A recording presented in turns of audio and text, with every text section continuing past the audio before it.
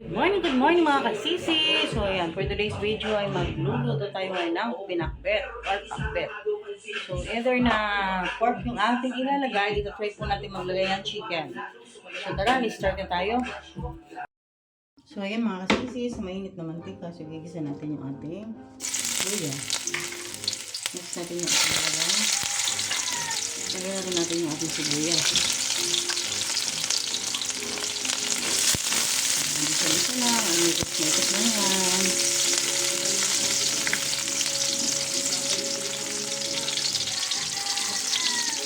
At aantayin lang natin lumabas yung kanyang aroma.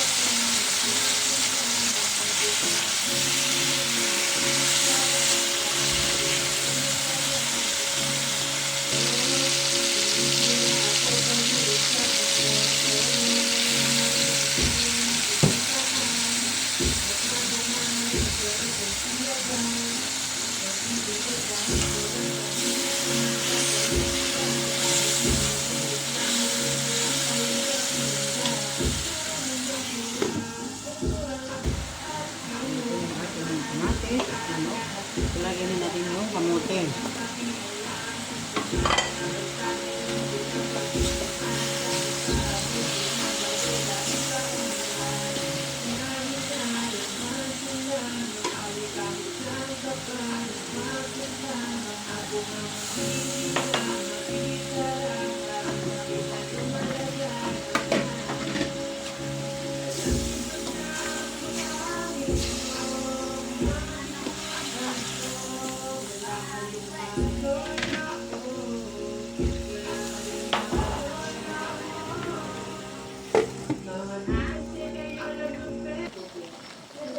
Tayo ng magic sarap.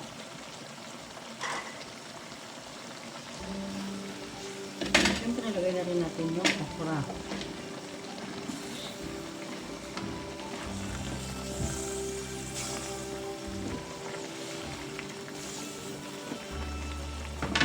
Lagay natin yung silaw. Ng iyong talik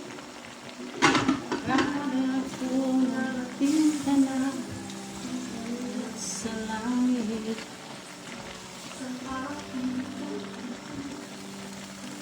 Tingnan natin yung talong.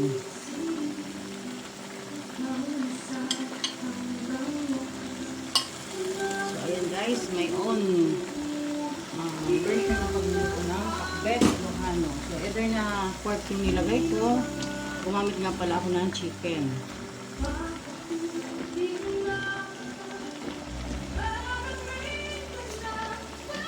I-cover lang natin.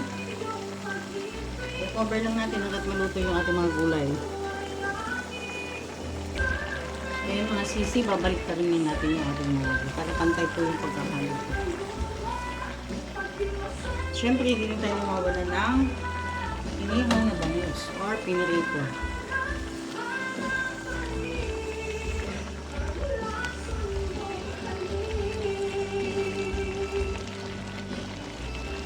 Babaguhin natin. 3 minutes. Nilagay natin sa ibang buwis. Yan, para makalasa sa buwis. So, may set aside din natin yan, guys.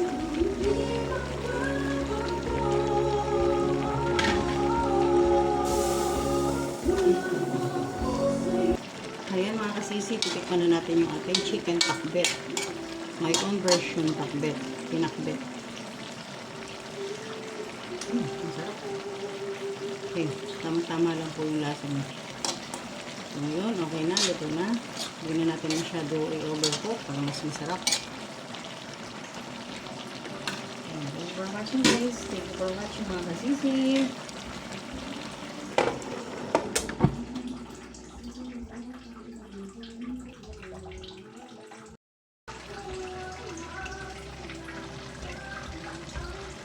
Meron tayong gulay, so mayroon din tayong isdang ipiprito. Ayan, ipiprito na natin mga guys yung ating isda. Kung ayaw nyo siya, kung ayaw nyo masira yung cutis, no? Kung nagpiprito, so lagyan na siya ng kaunting cornstarch or harina. Ayan, ganyan. Para iwas talsik ng mantika. Ayan, lagyan na natin yung ating isda. O, diba? Hindi siya tumatalsik. Ayan. Para maiwasan yung matalsikan ng mantika habang kayo ay nagluluto ng isda. Kahit anong isda po yung gagawin nyo, lulutuin nyo, maglagay kayo ng harina para hindi kayo matilamsikan. Ayan. Ayan, wala po talagang talsik na mantika yan. Robot yan.